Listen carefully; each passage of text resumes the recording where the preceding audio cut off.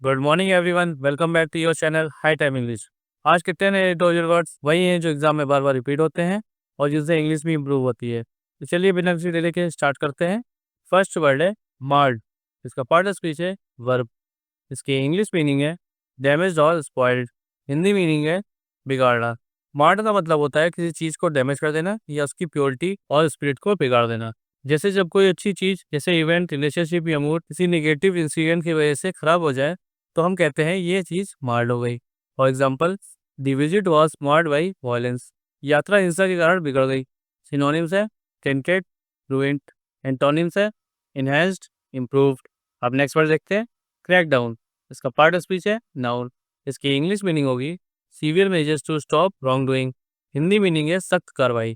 Crackdown का मतलब होता है किसी इलीगल या अनवांटेड एक्टिविटी के अगेंस्ट सख्त एक्शन लेना। जैसे जब गवर्नमेंट या अथॉरिटी स्ट्रिक्ट मेजर्स अडॉप्ट करती है जैसे अरेस्ट, बैन या रेड, तो उसे क्रैकडाउन कहा जाता है। For example, a crackdown on immigration was announced. आप्रवासन पर सख्त कार्रवाई की गई। सिनोनिम्स है क्लैम्प डाउन, सप्रेशन। एंटोनिम्स है रिलैक्सेशन, टॉलरेंस।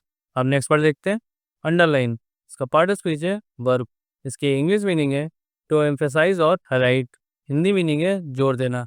अंडरलाइन का मतलब होता है किसी चीज़ पे एक्स्ट्रा एम्फेसाइज करना ताकि समझने वाला उस पॉइंट को इग्नोर ना करे। जैसे जब कोई स्पीकर या राइटर किसी पॉइंट को स्ट्रॉन्ग हाईलाइट करता है तो कहते हैं he underline that point. For example, he underline the importance of defence ties. उन्होंने रक्षा संबंधों के महत्व पर जोर दिया। सिनोनिम्स है हाईलाइट, स्ट्रेस। एंटोनिम्स है इग्नोर, डाउन प्ले। अब नेक्स्ट वर्ड देखते हैं समिट। इसका पार्ट ऑफ स्पीच है नाउन। इसके इंग्लिश मीनिंग है high level official meeting. Hindi meaning है शिखर सम्मेलन। समिट का मतलब होता है हाई लेवल ऑफिशियल मीटिंग जैसे नेशनल लीडर्स या डिप्लोमेट्स का फॉर्मल कॉन्फ्रेंस। ये वर्ड तब यूज होता है जब डिसीजन मेकर्स एक जगह मिलकर इंपॉर्टेंट डिस्कशन या नेगोशिएशन करते हैं। For example, they attended the quad summit. उन्होंने क्वाड शिखर सम्मेलन में भाग लिया। सिनोनिम्स है कॉन्फ्रेंस, मीटिंग। एंटोनिम्स है डिस्पर्सल, फ्रेगमेंटेशन। अब नेक्स्ट वर्ड देखते हैं सॉलिडारिटी। इसकी पार्ट ऑफ स्पीच है नाउन। इसके इंग्लिश मीनिंग है यूनिटी इन सपोर्ट और एग्रीमेंट। हिंदी मीनिंग है एकजुटता। सॉलिडारिटी का मतलब होता है एकता और सपोर्ट, स्पेशली जब कोई मुसीबत हो। जैसे जब अलग अलग लोग, नेशंस या कम्युनिटीज आपस में मिलकर किसी कॉज के लिए स्टैंड लेते हैं तो वो सॉलिडारिटी होती है। For example, he showed solidarity with the victims. उसने पीड़ितों के साथ एकजुटता दिखाई। सिनोनिम्स है सपोर्ट, यूनिटी। एंटोनिम्स है डिवीजन, डिसयूनिटी। अब नेक्स्ट वर्ड देखते हैं सेरेमोनियल।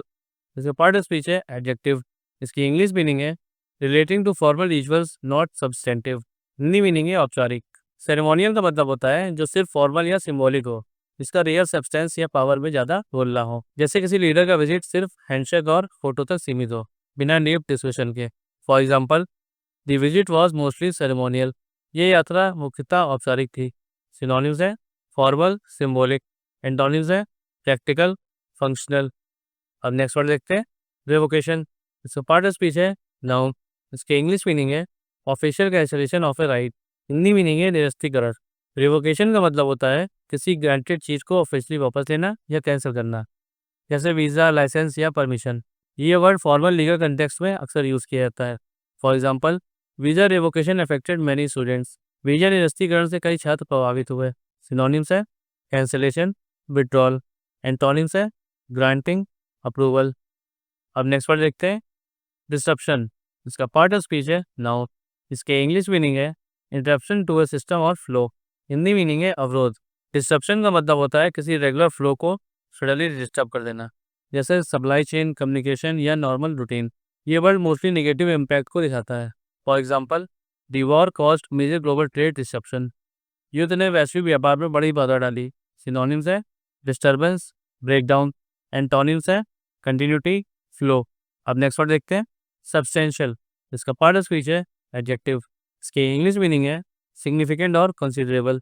हिंदी मीनिंग है महत्वपूर्ण। सब्सटेंशियल का मतलब होता है मीनिंगफुल और सिग्निफिकेंट, जो साइज, इम्पैक्ट या वैल्यू में नोटिसेबल हो। ये वर्ड मोस्टली सीरियसनेस और वेट शो करता है। For example, no substantial outcomes were seen. कोई महत्वपूर्ण नतीजे नहीं निकले। सिनोनिम्स है मेजर, कंसिडरेबल। एंटोनिम्स है minor, insignificant. Next word bilateral. इसका पार्ट ऑफ स्पीच है एडजेक्टिव। इसके इंग्लिश मीनिंग है इन्वॉल्विंग टू पार्टीज और कंट्रीज, हिंदी मीनिंग है द्विपक्षीय। बायलैटरल का मतलब होता है दो पार्टीज के बीच होने वाला रिलेशन या डील, मोस्टली दो देशों के बीच।